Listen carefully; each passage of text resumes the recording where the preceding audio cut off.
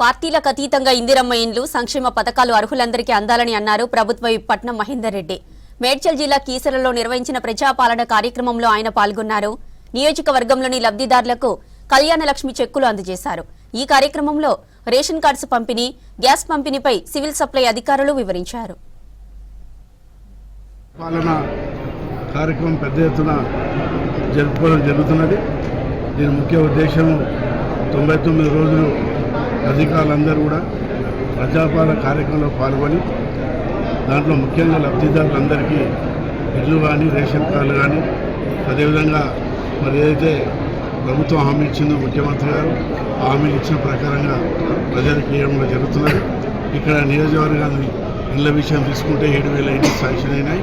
దాంట్లో 2,000 పైన మరి పేదోళ్ళకి ఇవ్వడం జరిగింది. ఇంకా ఇవ్వాల్సి ఉన్నాయి. మరి వారికి కూడా ఆదేశాలు ఇచ్చాం. ఎవరైతే పట్టాలు ఉండి కానీ ఎవరైతే పేదోళ్ళు పార్టీలకు అతీతంగా అందరూ కూడా పేదోళ్ళకి ఇవ్వాలని చెప్పి ఆదేశాలు ఇచ్చాం. అదేవిధంగా రేషన్ కార్డు కూడా పెద్ద ఎత్తున ఇవ్వడం కూడా జరిగింది. ఇంకా పేదోళ్ళు అయితే రేషన్ కార్డు పెట్టుకుని వాళ్ళకు కూడా జరుగుతుంది. ఈ నియోజకవర్గం చాలా పెద్దది కాబట్టి మేడ్చల్ మరి ఇప్పుడు అభివృద్ధి పరంగా కూడా మరి 2.5 సంవత్సరాలు పెద్ద ఎత్తున మరి